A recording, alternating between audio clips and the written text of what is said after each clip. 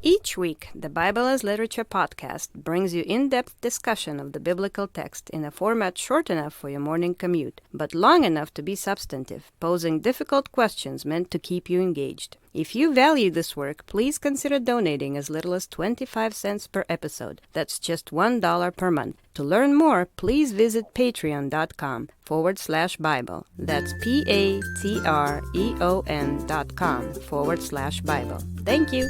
Hi, this is Father Mark Boulos with the Bible as Literature podcast. In this week's episode, Richard and I discuss the way in which St. Paul uses the categories weak and strong to undermine human judgment in 1 Corinthians. This sets the stage for God to shame the church in Roman Corinth with the foolishness of Paul's weakness. It also sets the stage for a lecture I presented later that evening on the Israeli-Palestinian crisis. This week's podcast was recorded at Holy Myrrh-bearers Orthodox Church in St. Cloud, Minnesota, in front of a live interfaith audience. You're listening to the Bible as Literature.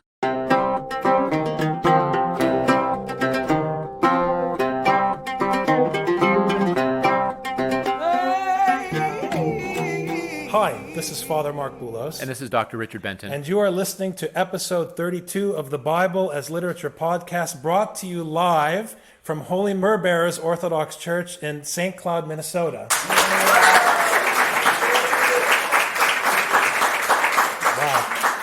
It's kind of shocking to be doing this not, in some dark corner, but here with all these wonderful people. I've never had anyone look at me besides you, Father. Well, we'll see how it goes today. So we were reflecting on the drive up for this evening's program. We're doing the podcast and then a talk later on the Israeli-Palestinian crisis. We were reflecting on what might be a good topic, and we're still working through 1 Corinthians. 1 Corinthians, like all of Scripture, is a text that just keeps giving. It keeps offering new insights if you just keep working through the material. And last week when we were talking about 1 Corinthians 4, we were talking about weakness and how Paul was really trying to help the people understand the importance of weakness. And not only the importance of weakness, but what weakness is and what weakness is for and how to recognize weakness. And it was complicated. And we were taking a while to kind of get through it. I mean, he spends a good solid, 3 chapters at least before he moves on to start applying this distinction he's drawing or this discussion he's having about weakness and strength and so forth. What's interesting is that you'd think it'd be really obvious in a Roman setting what weakness is. I mean, the Romans made a business out of making fun of weak people. I'll just share before we get into the discussion with those that are here today for the podcast that it was really an integral part of Roman religion to ridicule the weak. That's the backdrop for 1 Corinthians, because in Roman society, in Roman Corinth, specifically the context for this letter, in order to be able to participate in society, in order to be able to gain status, get access to jobs, get access to relationships that could help you in your own endeavors, you had to be able to be connected to the wealthy. And the paragon of wealth and status in Roman society was the Roman patrician, the pater familias, the father of the family. And it was very common when you would go to dine with the pater familias after a religious ceremony where meat was offered to idols, part of the entertainment after the meal. So it'd be like going to church here at Holy Myrrh-bearers or gathering at your mosque, and then you go to the social hall, and instead of visiting and talking with each other, the priest or the imam would invite someone in who was crippled, invite someone in who maybe had a psychological disorder, someone who was homeless, and then would ridicule that person. And everyone sitting with the patrician, just after they made their offering to Venus or to Zeus, would applaud and laugh and joke the same way that today in American corporations, everybody smiles and claps for the CEO. It's not because they like the CEO, but they know they have to please him. Well, this was the system in Roman society. So in a society that would ridicule the weak so systematically, Dr. Benton, why do you think Paul is going to such lengths to clarify what weakness is and how it pertains to the gospel? Well, I mean, what Paul is really trying to do, and we started talking about this last week, Paul is really trying to just completely change the paradigm. The people really don't understand what strength and weakness even mean. That's the problem, is that they think they know what strength and weakness is. They think it's obvious what strength and weakness are. But they can't really understand. And Paul is really trying to emphasize that you don't get it. He says, I am the apostle, and I'm the one that's submitting myself to being ridiculed and to being imprisoned and to being tortured voluntarily. Now, you're claiming that you're strong, but I'm the apostle and I'm your father who birthed you. And you're now having these silly arguments, as we see in chapter 1, about who are you aligned with and who is your teacher. He says, I only sent those people so you could learn how to be like me. So how are you having these arguments about who's the best one? I'm the best one because I'm the worst one. Now, how does that work? How can you be the best one if you're the worst one?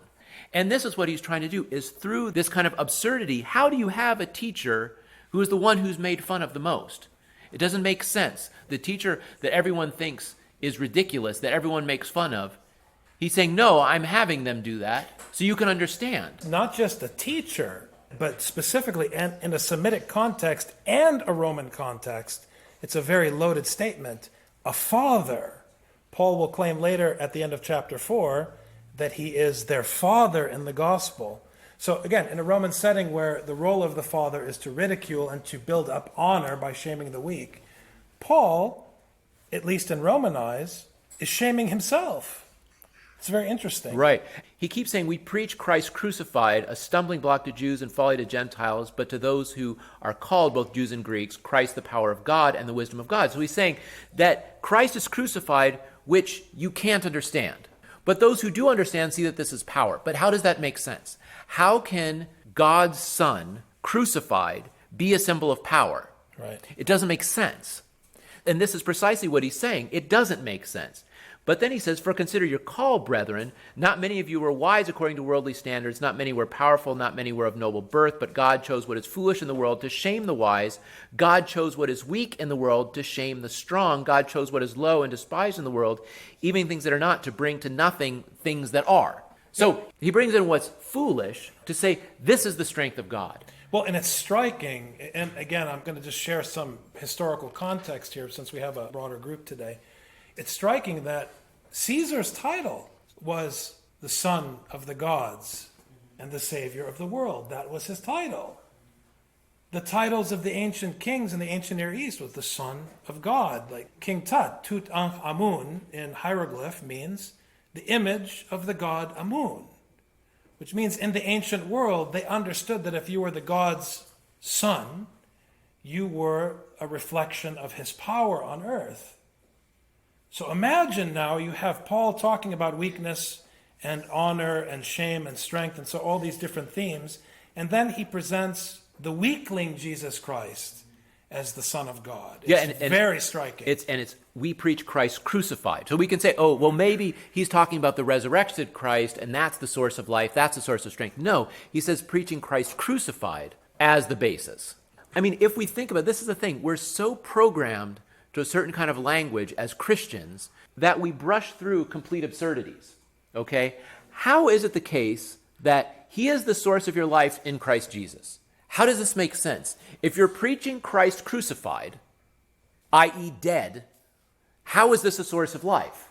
It doesn't make sense. Especially when the source of life in human systems of tyranny, in the setting where humans rule the earth, the source of life is the Caesar, the king, or the emperor who can control the population and who can control resources to create a setting for life. This is what people respect. They want a strong president, they want a strong king, they want a strong leader, because their reference for what life is worldly. Suddenly you have Paul turning all of this on its head with this idea of a crucified Messiah, and I don't think it's a new idea. You know, very often Christians talk as though the New Testament is saying something different than the Older Testament. But in fact, you have this idea already in the prophets, don't you? This idea of the destruction of Jerusalem. God destroying his own city. And you have to understand, in the ancient context, the city is where the God resides. This is where you have the God's temple. The temple in Semitic languages was the house of the God. That's how you would refer to it, the house of the God. If you go all the way back to Sumerian, which is not a Semitic language, it's the big house. It's a residence. So to destroy your city is to destroy your own dwelling. How does it make sense for a person to burn down his own house? Under what circumstances would it make sense? How could President Obama or President Bush, and I mentioned both because I'm neither conservative nor liberal, neither is Dr. Benton. We are scriptural.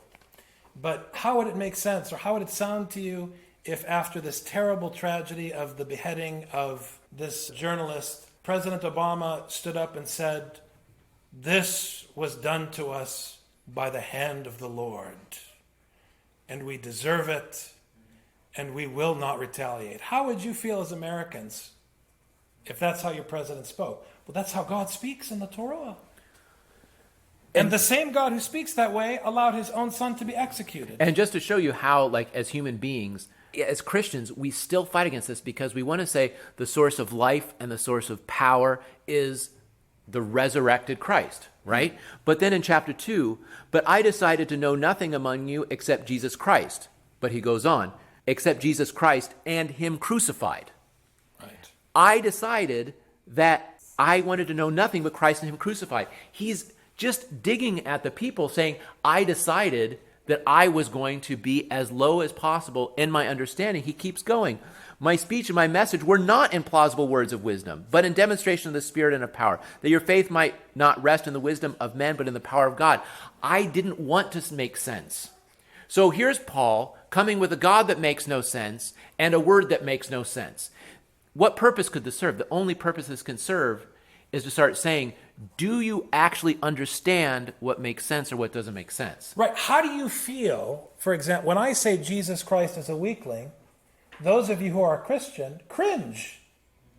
Because in our liturgy, all we say is glory to Jesus Christ, glory to Jesus Christ. Why do we ascribe glory to Jesus Christ in our tradition?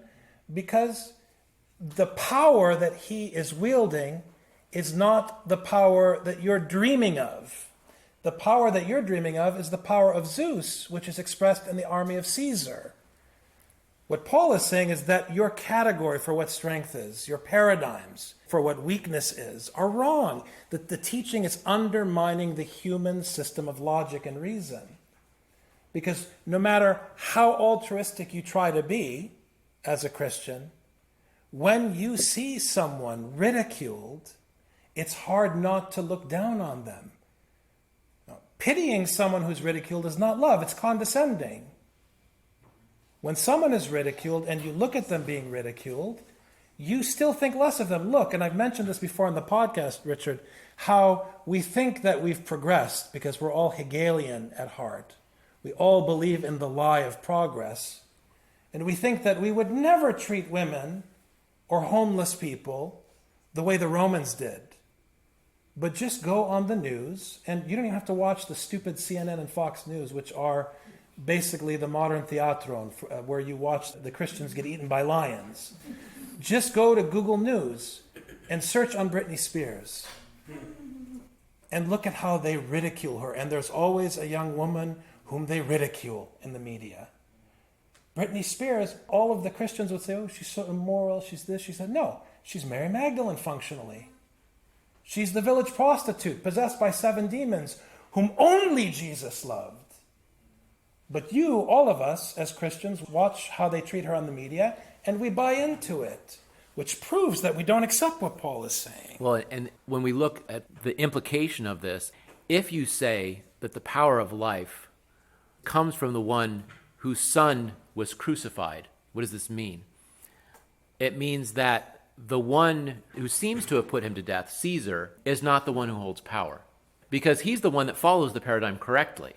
He's the one who makes sense. Who's the most powerful one? The biggest, best-looking guy with great armor, a big army, like a really nice horse. Paul was sickly and bald in the tradition, and he was dressed like a beggar, just so you know. This is the one who makes sense. Right. Who's the most powerful one? I used to make a joke, probably in bad taste, about the fighting in Haiti. Who wants to be the president of Haiti? And is this worth fighting over or not? But the reason I can make the joke is because the power isn't there. The power is who wants to run the Kremlin, not who wants to run Haiti. This makes sense to the human being because then there's actual power there. Right. And Paul is saying, I have actual power, and it's in Christ crucified. And you say, okay, that makes no more sense. It's not a power that looks like power to your filthy human eyes. And so what this begins to do is the implication, it starts to break down our own human understanding of power. And then you have Jesus standing before Pilate saying, You can do whatever you want. The only power you have is what's given to you by God. You don't have any power, at least that I recognize. I only recognize the power of God. And this is what Paul is saying. Paul is saying, you people are talking about how wise and how wonderful and how well-known you are. How blessed you are to be Orthodox. Exactly, how blessed you are. But what does it mean to be blessed? What does it mean to be blessed? Look at me. I'm the apostle. And I'm blessed because I do not recognize those powers that are blessing you. The powers that are blessing you with real estate and 401ks, I don't recognize them. Right. I recognize the powers that actually give life and death, and that is God. I recognize God alone as we understand him in Scripture. La ilaha illallah for our Muslim guests today. It's interesting because in the Gospels, and I think people either don't pay attention to this or they gloss over it or they theologize it. But in the Gospels, no one is allowed to see the resurrected Lord. When you run to the tomb is empty. And that is precisely what Paul is talking about when he talks about weakness and strength in 1 Corinthians. Because you still, when you run to the tomb, you're looking for Zeus. You're looking for Apollo. You're looking for a champion. And so you want Jesus to be raised in glory and prove once and for all that you're on the right side. You want him to march into Jerusalem and take back the city from the Romans and establish his kingdom. And because that's what you want, you will not be allowed to see him. And it's very important in the tradition that you cannot be an apostle unless you beheld the resurrected Lord, which means that for everybody else, you don't have access to the resurrected Lord. You have access to what Paul says, having been sent to you by the resurrected Lord. Because otherwise, you would start to daydream, as my Egyptian father says, about hot cabbages. Now, I never daydreamed about hot cabbages. My dad daydreams about hot cabbages. But what he said, you daydream, you start to get excited about power like the disciples in the Gospel of Mark. And so your hand is slapped. Stay away from the resurrection. All you can see, because you still don't understand how God views weakness and God views strength, all you're allowed to see is the crucifixion. And that's where you're left in the Gospel of Mark. And once you think you understand, in chapter 3 of 1 Corinthians, let no one deceive himself. If anyone among you thinks that he is wise in this age also could mean in this world, correct, let him become a fool that he may become wise. So as soon as you think you know, just let it go. You don't. You can't. Because as soon as it begins to make sense in a worldly sense, it's no longer God's word. It's no longer God. It's you speaking. It has to undermine what we understand as logic and what we understand, because much of what Scripture is doing is it's trying to release us from the bonds of biology that only are concerned about keeping us and the next generation alive. Scripture is in a perpetual state of revolution against the human being. It is in a perpetual state of revolution against you. And it is always tearing down, I'll borrow from the Wachowski brothers, the matrix in your mind, and it is not building anything else up. It is an anti-idolatry tradition. So I think that's all we have time for today, Dr. Benton. Thank you, Father. It was a pleasure, and it was exciting to be able to do a podcast with so many wonderful people here at Holy Myrrh-bearers. And Thank you very much. I hope it's not our last time here, Father Nathan. I hope we get to do this again. So thank you very much. Thank you very much.